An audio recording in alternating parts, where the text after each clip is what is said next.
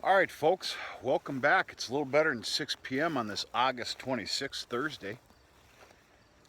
It might not look like it in the video, but we had a we had a damn good baling day today concerning weather, and it's a damn good thing because the floodgates are opening.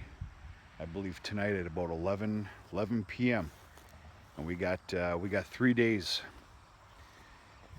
3 days forecasted of rain and thunderstorms, which we need severely, severely bad, severely in general, but also if we've got a snowball's chance in Hades of making that alfalfa baleage here latter part of September or when fitting, I've got all that fertilizer, that potash and sulfur down, which doesn't mean a damn thing unless we get this rain. We're due.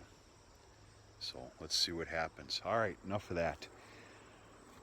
Okay, not a big baling day today, but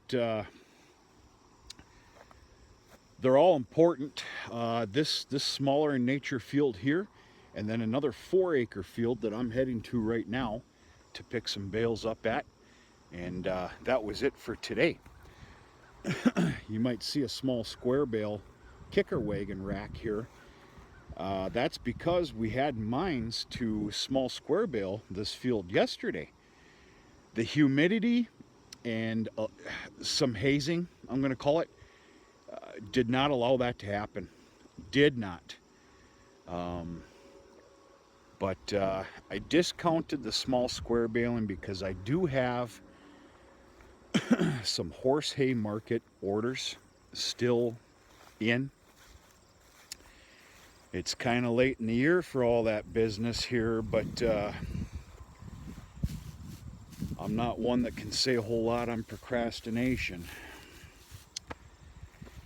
So therefore I decided to fill one. This is all spoken for. This is their needs for the winter. This is going to be a very, very happy individual. This is some very good, high quality second crop.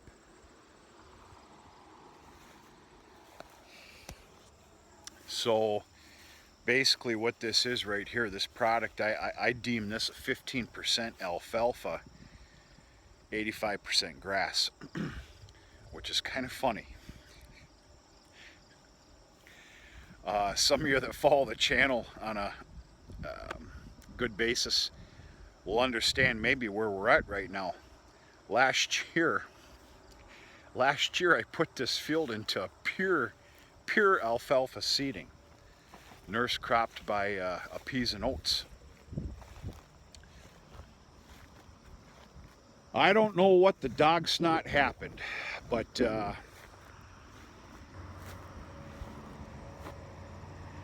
this piece of ground told me I couldn't have the alfalfa. It's given me a beautiful crop. This has always been one hell of a producer right here. Always, always, always. Thick as thieves. And next year it's probably going to be in that category again. But I don't know.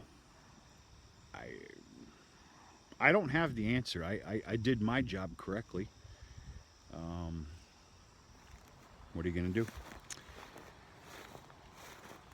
And then of course I've got a, these are all 4x5s. I got a nice big 4x6 here. That is the outside row here on the tree line. That of course is still, it's damp. We are looking in the east direction right now, so naturally it doesn't get a whole lot of sun. Turned out pretty good. That heifer lot's gonna be happier than hell, because that's where this is going tonight. I knew this was gonna happen, so I fed off. It's been a long week. I put off giving them a new bale this morning. They're going to get this tonight. And then quite naturally, I've got a little rule, whether you agree with it or not. We all got our own thing. I will not travel home with hay in the chamber. And that's where this guy comes from here. Yeah. That's about it, folks. We're getting ready to hunker down for 3 days worth of rainy weather. And boy, as soon as it starts, it's going to be a celebration. Put down a little more potash and sulfur on another field here this morning, actually, in preparation. It's about a 13-acre chunk that was put into new seeding alfalfa. I don't think I took you out there at all this year. My apologies. The first cutting on it, we just finished it about a week and a half ago, and it was awful. It was god awful. That new seeding alfalfa is that's a real tricky beast to me. I'm still trying to wrap my arms around it. It was awful. Well, of course, that was about a week and a half ago. That alfalfa just flourished after that first cutting. I mean, that field was full of foxtail, you name it. I don't have the answers. But anyway, it's just flourishing with the most beautiful alfalfa you've ever seen. And to help it along, not that I look to cut it here this year, you know, it's a leased piece of ground. I got some people that I need to keep happy. I went ahead and shot it with a 100 pounds to the acre of potash, and let's call it, it turned out to be about 10 or 12 pounds to the acre of sulfur. Just a nice little kickstart helper with this rain that we have coming. It ought to be fit for a king within 4, 5, 6 days. So that's what we got cooking here. Everything else is going pretty good. Everything's all right. Cattle are doing good. Heifer lot's doing real good. AI breeding season is coming to an end. I have the date picked out on the calendar. It is the first week of September. All AIing is done. And one of the bulls, which I believe I'm going to go with 3006, 30-06 Remington, is going to be collected and thrown in with the heifer lot.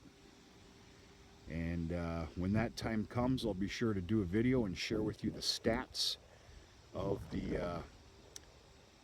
AI that took place in the heifer lot. They're all important. All of them are. But the heifer lot is pretty near and dear to my heart here. We'll talk more about that on a future video. Boy, this has turned into be a beautiful evening.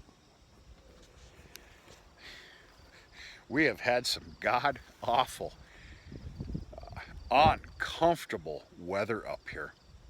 Humidity, heat, all good for crops for the most part. That humidity's been a bastard, you know, as far as making dry quality hay.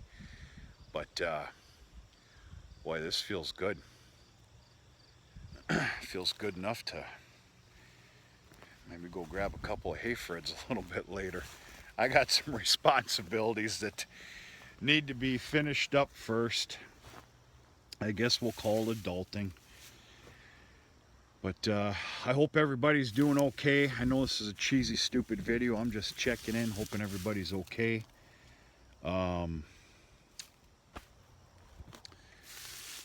And we'll be sure to have some on the farm updates here within the next 3 days while it's rain days.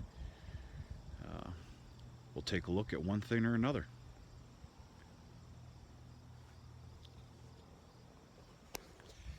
I gotta get going. We're gonna talk to you sooner or later.